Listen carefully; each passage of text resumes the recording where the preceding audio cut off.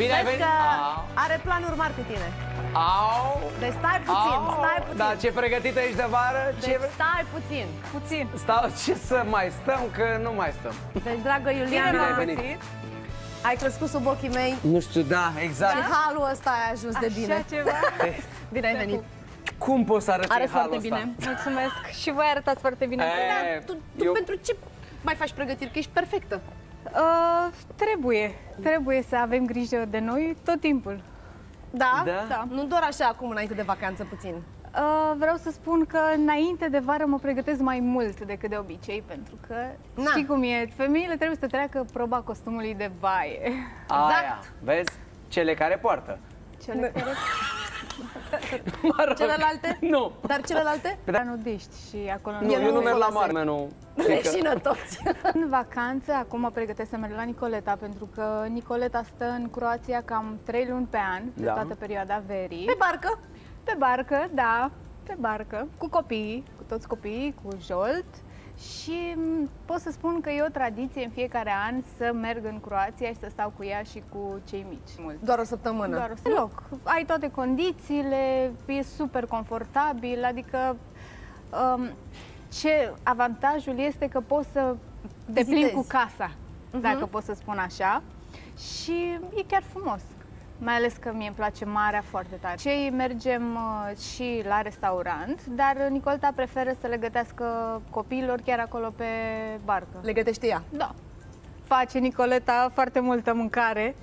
Știe, se pricepe. Având 4 copii, a învățat între timp. Leagăn este ca și cum ai sta într-un leagăn și dormi atât de bine, n-ai nicio problemă. Nicoleta este la Miercurea Ciuc, ne vedem mai rar, dar vorbim la telefon în fiecare. Ne sunăm, vorbim prin mesaje și mai nou pe video. Mai eu la ea, Nicoleta vine mai rar atunci când are treabă în București sau... dar mai rar.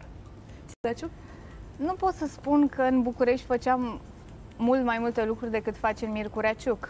Acolo are aceeași viață pe care o avea aici, doar că este mult mai bine pentru copii. Au tot felul de activități și ajunge foarte repede cu ei. Aici, în schimb, până la școală, până la grădiniță, nu știu, pierdea pe drum o oră dus, o oră întors. Acolo, bine, Miercurea Ciuc, fiind un oraș mai mic, îl faci foarte repede. Am avut multe vacanțe frumoase. Cum am spus și în material, îmi place foarte mult Italia, dar și Grecia. Mă simt foarte bine de fiecare dată când merg în Italia și în Grecia, dar Croația este un loc mai special pentru că acolo mă întâlnesc cu Nicoleta, cu copiii, cu Jolt. Trebuie. Mie îmi place să stau la soare, îmi place să mă bronzez. Sunt ca o șopârlă. A sta la soare non-stop, n-am nicio problemă. Prietenele mele îmi spun tot timpul. Dar cum poți să stai atât la soare? Că e foarte cald, intră în apă, fă ceva, nu știu. Nu, mie îmi place să stau la soare, n-am nicio problemă cu asta. Nu te plictisești? Ce îmi pun muzică și ascult muzică dacă în locul în care sunt nu există muzică. Sau eventual îmi iau o carte și citesc atât cât pot. Nu știu. De obicei nu îmi planific vacanțele cu o perioadă lungă de timp înainte. Îmi place așa, de pe ultima 100 de metri. În copilărie pot să vă spun că nu prea mergeam la mare, la munte, adică atunci erau alte vremuri. Când ajungeam din vacanță la școală și povesteam ce am făcut în vacanță, marea majoritate spuneam că am fost la țară. Evident că toate vacanțele mele de vară se petreceau la țară, cu copii pe uliță, cu bunici. Altfel foarte frumos. Foarte frumos, dar eram așa puțin invidioasă, dacă pot să spun așa, când auzeam alți copii că mergeau la mare, că au fost, că au văzut, dar cred că pe la 11 ani. 11 ani? Da. 11. Și ai mers cu prieteni, cu niște prieteni. Cu niște prieteni de familie, mă rog.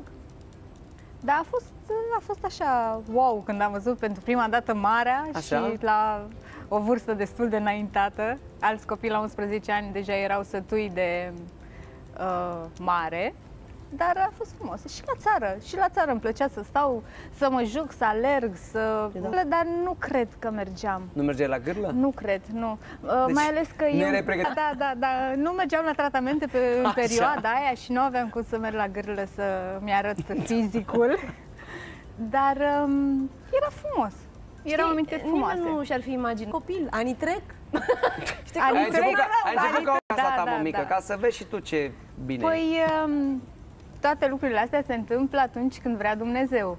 Lasă, o să vrei și tu, na? Oricât de tare mi-aș dori eu o familie, pentru că îmi doresc o familie, îmi doresc și eu copii, îmi doresc și eu să fiu la casa mea ca orice om, ca orice femeie, dar nu știu cum se face că